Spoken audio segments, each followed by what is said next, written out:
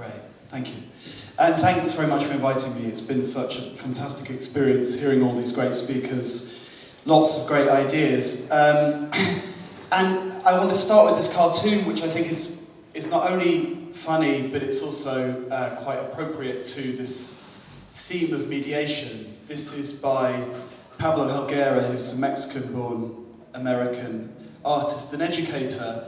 Two old ladies go to an art gallery, and one of them says, "I find it so elitist that this artist who spent his entire lifetime studying, thinking and making art would make something that I can't understand in 2 seconds," which is so perfect and so appropriate for thinking about what mediation is and what kind of job it is that I do as a kind of mediator. And actually, mentioning this manifesto thing, I was invited to go over to St. Petersburg last year to run some training in mediation, and I didn't know what mediation was, and so I contacted the person that had asked me, and I said, "What is that? What does mediation mean? Because we don't use that term in the UK."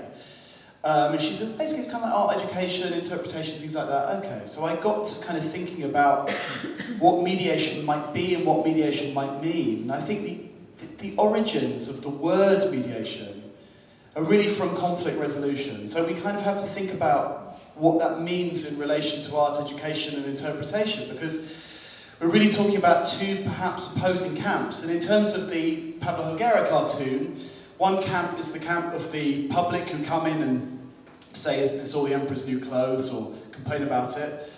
And the other side of it is the educated insider elite that we've been talking about quite a bit, represented by the painting itself, or the work of art, whatever it might be, in this particular case, painting. So, as a person who works in mediation, I am responsible, I suppose, for trying to mediate or trying to intervene between these two ostensibly opposing camps, opposing kind of bodies of knowledge that come together within the context of an art institution. So one side of it you have this, and on the other side you have something like this. This is by a British artist called Alistair Gentry, who's kind of also a sort of activist, I suppose. And this is called Art Bollocks Bingo, which you can play if you go to, if you read any artist statements, press releases. And it's a cliche even to say it, I suppose, but there is obviously a kind of discourse or a kind of language. The word discourse itself is perhaps even part of that language, which is used perhaps not entirely to elucidate the works of art, but maybe to obscure them, to hide them. And so you can go and bring your Art Bollocks card and find things like art world jargon or normal, I like this one, normal thing is amazing because artists did it, which we hear, I think, time and time again. I think it was alluded in the introduction, I had this allusion to kind of what I do as a mediator, and because I'm not sure what mediation is, because I'm not really sure that it actually is one thing, I want to sort of go through the things that I do, because I think there is, I mean, one of the crucial aspects of what mediation might turn out to be is that it isn't one thing, because mediation is going to differ according to the person who is engaging with the work of art. So I do work teaching courses for adults in the evenings, and I teach on master's courses for Sotheby's Institute of Christian Education, but I also run my own courses on the weekends, Saturday afternoon courses in contemporary art for people who know nothing about it, called A Beginner's Guide to Contemporary Art. These courses are designed to elucidate and open the doors to complex and hermetic worlds of contemporary art, let's say. And these have also grown into trips that I run as well, to this year specifically to the Venice Biennale, but also to Berlin and New York. And again, these are for people who do not have the background, who do not come from the intellectual currents that grow into making objects of contemporary art. And so this is a sort of principal idea for me. I'm going to be talking in a little bit about a kind of organisation that I co-run, which kind of, I think, puts into practice some of these ideas. But to talk a little bit more about these other kind of forms of mediation. So there are those courses that I teach, but there's also other kind of forms of engagement, I suppose. So I also I write for teachers' guides for the Royal Academy of how to use contemporary art within the classroom. I train teachers for the National Gallery, which I know is not contemporary art, but I train teachers in how to make use of works of art in primary teaching. I write audio guide scripts for museums and galleries, Not something that I personally use myself very often, have to say, as a visitor, but writing the scripts that are then read out by people, which again is a way of thinking about language, because what we come back to time and time again, of course, with all these things, is the problem of language, and the kind of stumbling blocks, perhaps, that language presents. As mentioned as well, I did a radio programme this year for the BBC about Marcel Duchamp's Fountain, which was a semi-fictional, semi-non-fictional, well, it's always going to be semi-non-fictional, isn't it? Radio piece, radio drama / documentary, which was intended to capture the spirit of subversion, I suppose, within the context of an afternoon play on the BBC, by the way. So I couldn't do one about David Hammond or anyone like that. I had to focus on someone who was relatively mainstream. But that was another way in which mediation takes on this enormous variety of different kinds of forms, I suppose. And so what I'm trying to say, I guess, is that all of these different approaches, whether it's talking to an audience of children, which I do for the National Galleries, storytelling and working with primary groups, talking to teachers, talking to master's students, talking to interested adults who have absolutely no background in it, all of these approaches to mediation are different aspects of a kind of crystal, I suppose, through which the work of art might be seen in a clear way, I suppose, ideally. And I wanted to kind of think a little bit about this, about the kind of importance of mediation, because I'm thinking about these two opposing sides, I suppose, and I don't think it's maybe right to call them opposing sides, but I'm thinking about that because I'm thinking about this word mediation and what it might portend for people working in institutions, I guess. And so this is from the curated exhibition at the Venice Biennale this year. This is in the Arsenale, curated by Ocqui and Weisel. This is towards the end. If you went to it, you would have seen this piece. I'm showing you this almost at random. I mean, I just chose this one particular one because I wanted to think about the significance and importance of mediation. And when it's not there, how evident that is, that absence is. This is the piece. Sorry, you can't see it all that well, but what the piece is a kind of ceiling, an undulating ceiling composed of tiny LCD screens, actually kind of phone screens, which show headshots of people like passport photos that change every couple of seconds. On the wall next to this piece is this wall text, which says the artist, Kutlu Gataman, Turkish artist, gives you his date of birth, a little bit of detail of him, and it tells you the name of the piece and what the piece is made of, but it doesn't tell you anything else. There was a guidebook that was produced, not for free, and so if you were someone going to this exhibition, and there are an enormous number of people go to the Venice Biennale after the opening week, who are not necessarily part of the kind of insider category, perhaps, of contemporary art, would come along to this and walk away, because it says nothing. Now, this is a problem of the absence of language, I guess. I'm not suggesting that all walls in contemporary art galleries ought to be laden down with text. I'm not saying that a wall text is the only way of mediating a work of art. I'm trying to suggest that every different kind of aspect of mediation is of equal value depending upon the audience that's actually engaging or participating, but I was very struck by the fact that the curator had made a decision not to include any wall text at all, apart from the description of the artist. And unfortunately that means that for about 70 to 80% of the people going to the Venice Biennale, a lot of the work doesn't mean anything at all. Now, I do come across a lot. I come across people who work in the contemporary art world who say you don't need that information. You should be able to just go in and engage with the work. But it's not possible. And I go back to that Pablo Helguera cartoon again.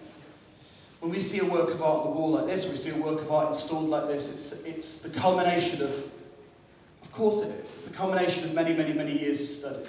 Even seeing a new work by a young artist who's just done their BA, that's, let's say, at least 3 years of advanced art education that the audience mostly doesn't have. And so it's beholden, I think, to the institution to make some kind of sense of that, really, and to create something that makes sense for that particular audience. I was very struck by this. I was also quite struck by this.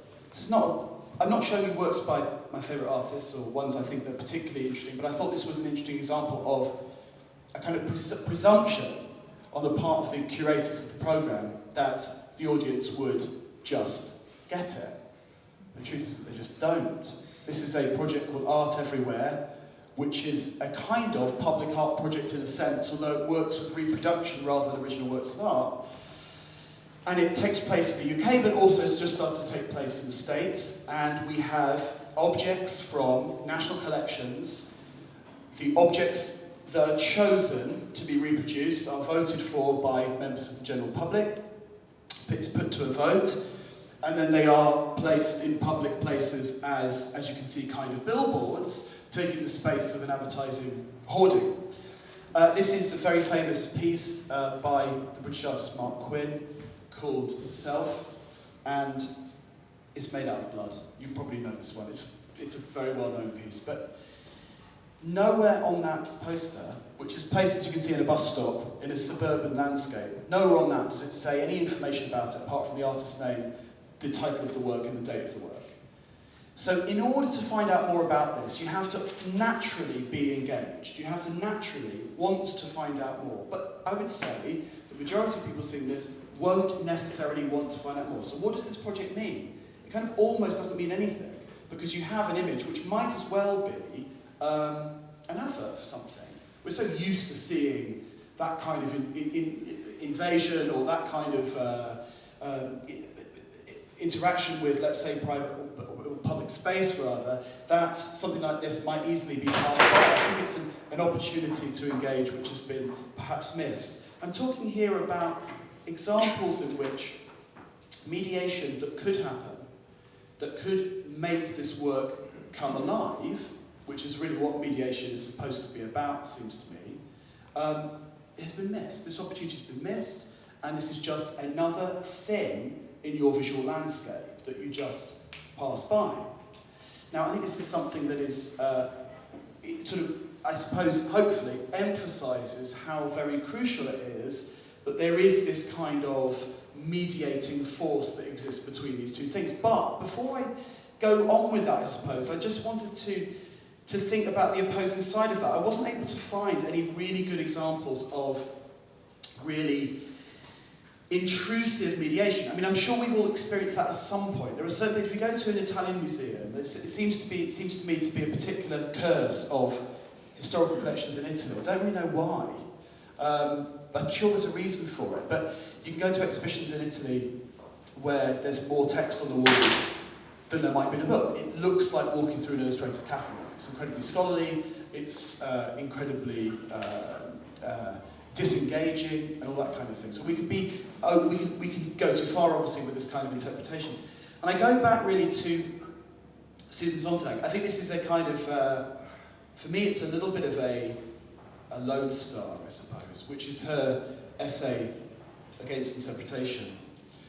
And I just want to read a little bit of it, because I want to think about this dance that is mediation, actually. The fact that mediation is something which is a delicate balancing act, let's say, between a set of expertises that have come from the academy and a set of life experiences that have come from the outside. Directed to art, interpretation means plucking a set of elements, the X, the Y, the Z, and the so forth, from the whole work. The task of interpretation is virtually one of translation. The interpreter says, look, don't you see that X is really, or really means A, that Y is really B, that Z is really C? It is the revenge of the intellect upon the world. To interpret is to impoverish, to deplete the world, in order to set up a shadow world of meanings. It is to turn the world into this world, as if there were any other. It's a wonderful example, I suppose, of thinking about language as a blockade to understanding. I'd like to talk about this, which is, I suppose, putting into practice this idea about mediating contemporary art for an audience. stepping in. This is an organisation called Sluice. There's the URL at the top, which is a kind of alternative art event. We're not calling it quite an art fair. It's not quite right to use that term, but it's an event that takes place every other year in London. Started in 2011. This October had our third iteration.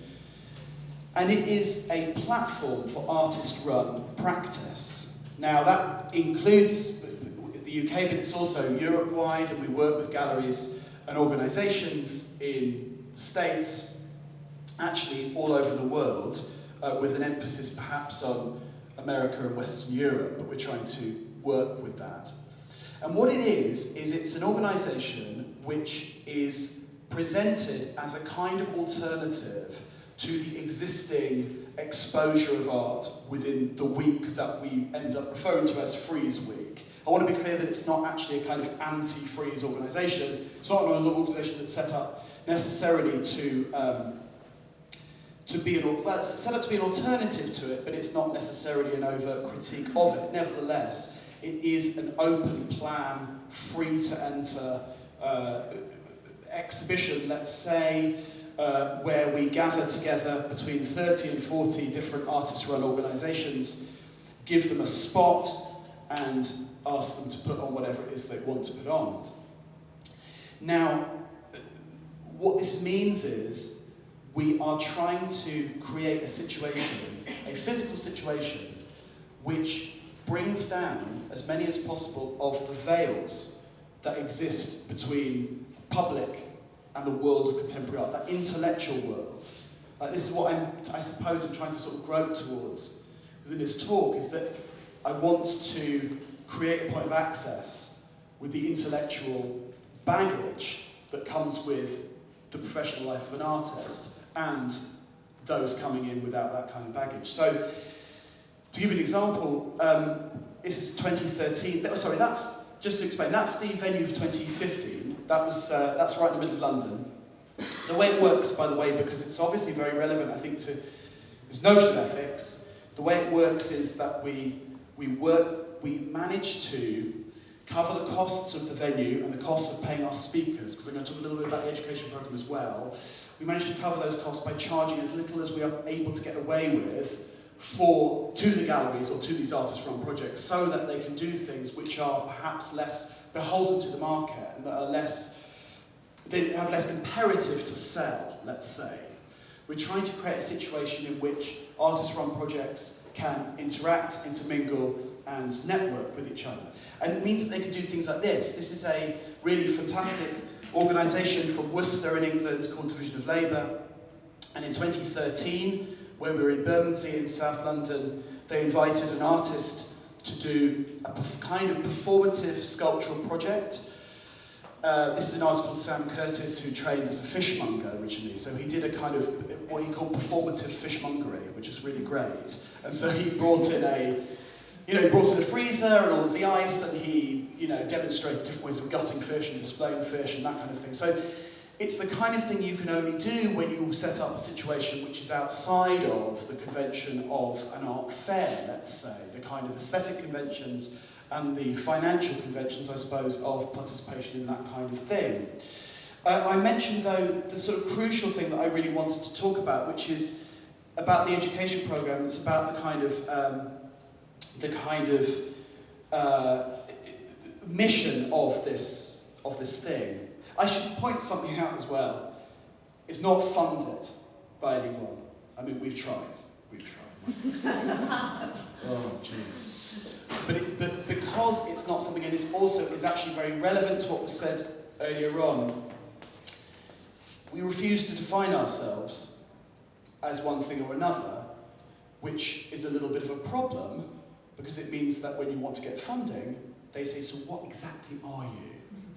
So are you an exhibition? Are you an art fair? Like, well, we're kind of somewhere, we're sort of existing in our own little space here. Well, no money for you. So that's the problem that we have at the moment. We run it as this kind of self-sustaining organisation. But anyway, this is an example of some of the talks programme from 2015.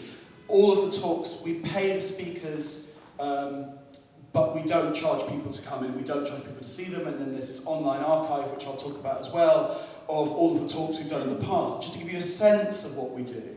So we have, some of these are more like performative talks. So there's this talk here called After Carl, which was about kind of addressing the legacy of Carl Andre's bricks, equivalent 8, in the Tate collection. Others were much more specifically about sort of concrete ideas. So Contemporary Art, the Old Masters, you know, was a discussion about this increasing interest in blurring the boundary between, or creating transhistorical shows, or blurring the boundaries between the old and new. All of these are created with an attempt to, again, kind of mediate, I suppose, to cross that line between the old lady in the gallery and the artist in his or her studio. It's important for us that it has this kind of nebulous identity, I think, this sluice thing.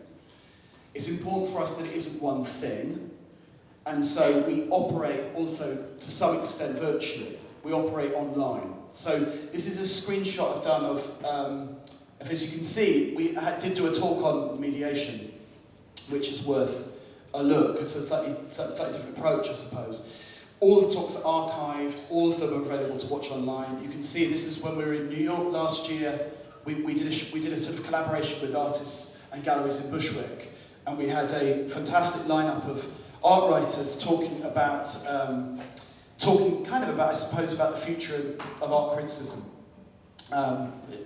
Blake Gottlieb, Walter Robinson, Julian Steinhauer, Martha Schwendner. So really fantastic people that have agreed to take part and participate in this kind of strange idea that is sluice. Now, it does exist as an event, but it also happens to be a kind of curatorial practice as well. So we've curated shows, we're staging a series of talks and discussions, which is more my kind of thing, my sort of approach, but very much the definition of it is that it cannot quite be defined. The idea being, if I can just I'm going to hop back to the cartoon again. The idea being that this kind of thing happens with less frequency, I suppose. But one thing that I'm constantly returning to, I suppose, as a kind of museum educator and teacher, in a sense, is the idea that there is this overwhelming kind of historical kind of world of knowledge which is brought to bear on the construction of an art object, which is something which is, I suppose, hidden behind or contained within the art object that you encounter within a gallery space. My intention, I suppose, with all of these things that I've been talking about is to make sure that there's an understanding that the appreciation of and the experience of works of art like this is a slow one, is one that unfolds over a period of time, a period of thought, a period of reflection, akin to that described by this woman here. I think I've gone to my time. I've definitely gone to my time. Yeah, so listen, I'm sorry, we're kind of rambling a lot. The reason I'm rambling, and it seems, perhaps to me, it seems kind of disorganized, it's because this is something that I'm defining myself as I speak. So like when I talk to you, I'm thinking, so what is it again? Like, what actually does it mean? Like, what is this mediation thing? It's only occurred to me very recently, like being invited to do this and to do the manifesting, that there is a kind of thread. So apologies for the kind of, you know, the fibbly, wibbly, weird stuff, but that's just the way it is. Thanks very much.